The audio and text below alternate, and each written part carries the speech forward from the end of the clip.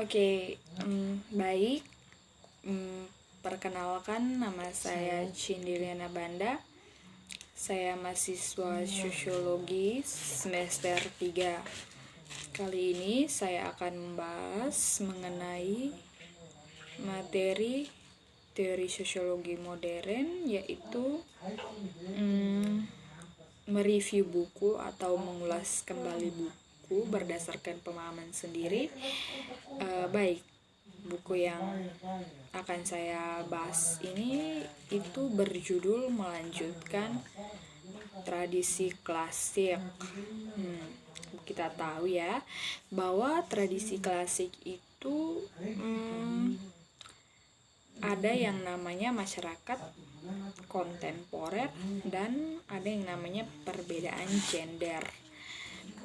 Dalam buku ini saya akan membahas tentang apa itu gender dan apa itu masyarakat kontemporer.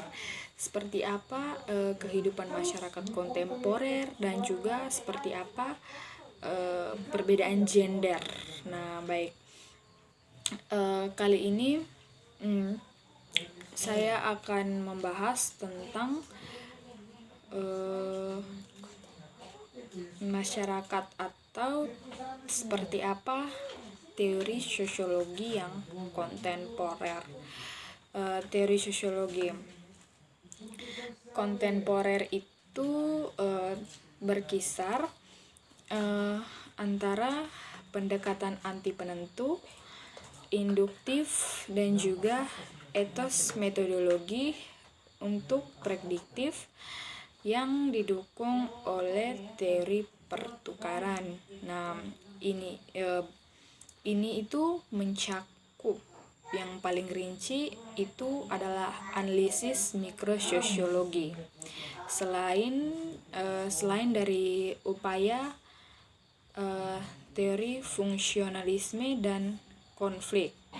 Nah, selain itu, untuk menganalisis determinasi struktur sosial, skala besar, dan juga evolusi sosial.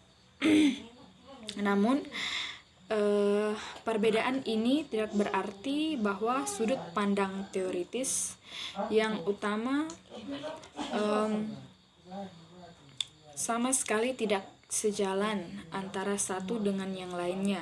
Begitu juga sebaliknya. Mereka dapat menawarkan wawasan yang paling melengkapi.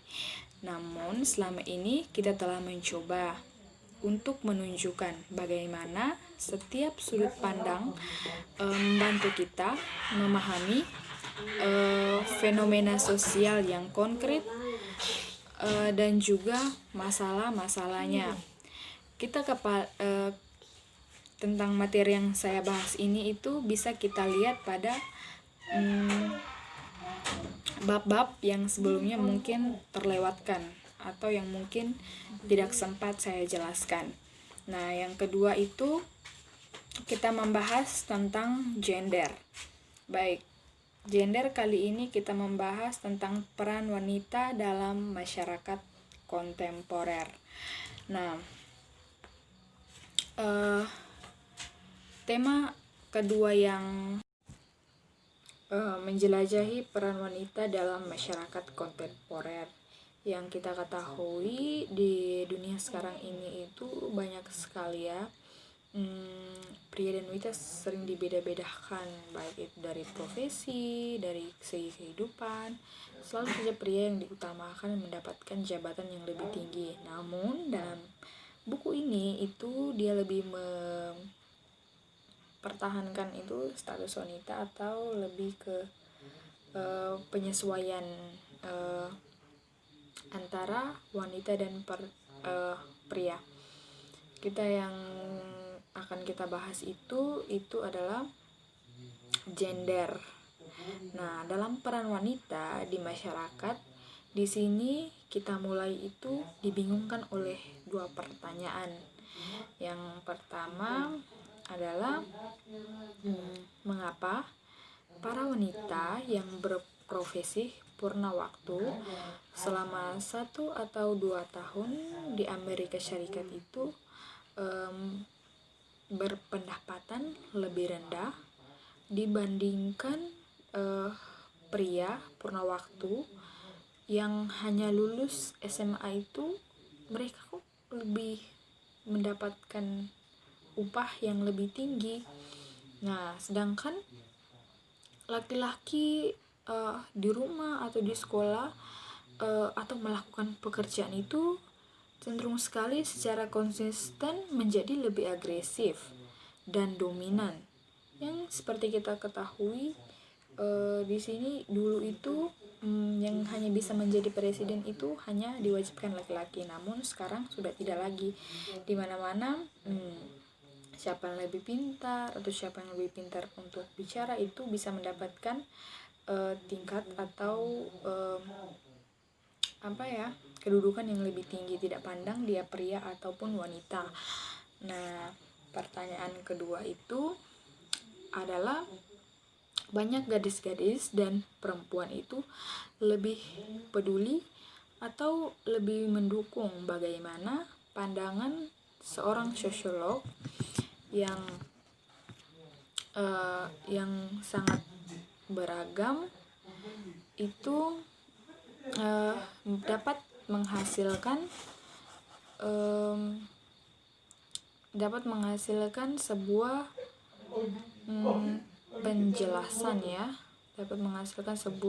penjelasan atau jawaban atas 2 pertanyaan tadi yang telah saya jelaskan. Nah, di sini ada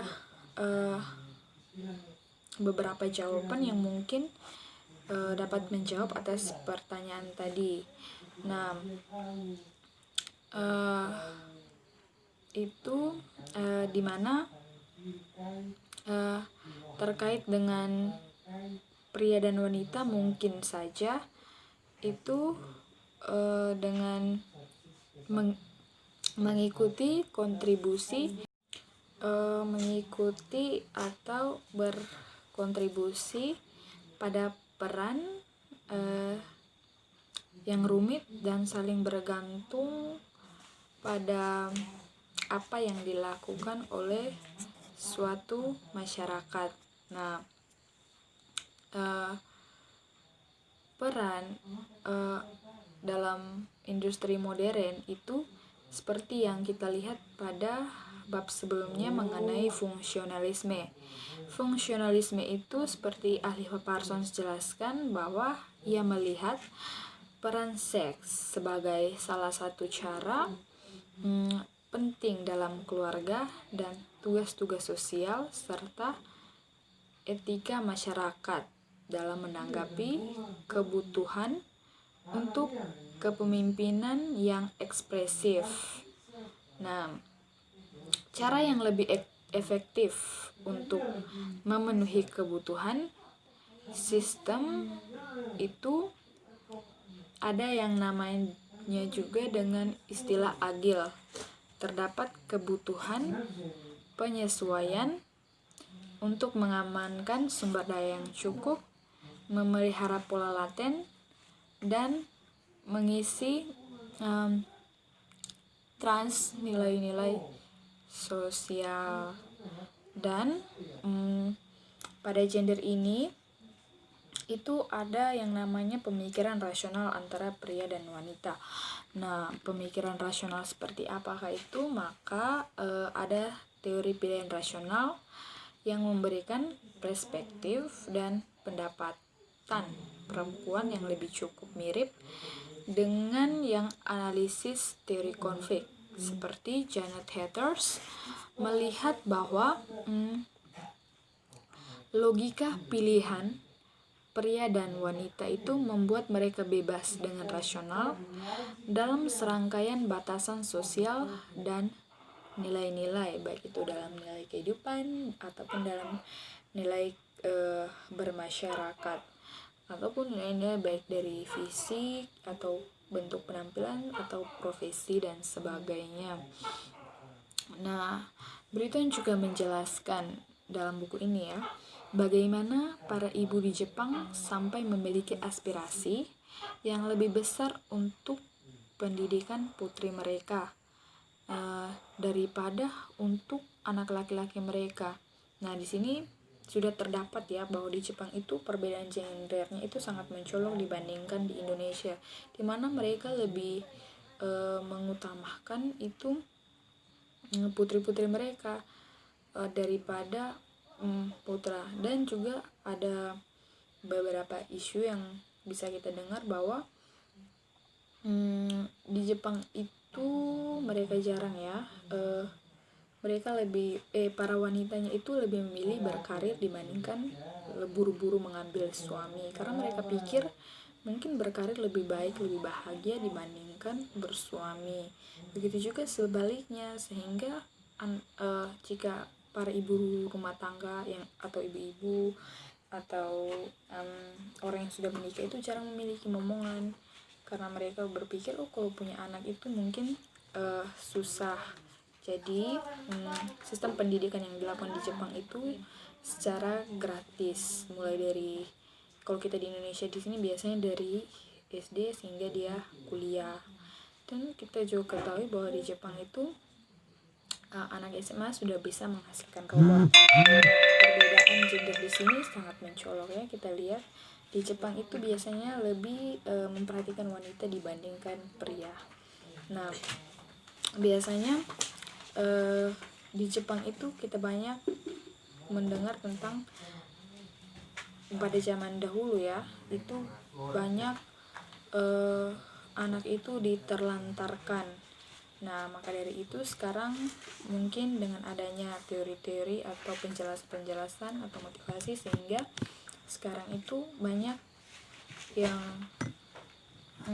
mengurangi kelahiran. Nah, sekian itu saja dari saya tentang gender. Sekian.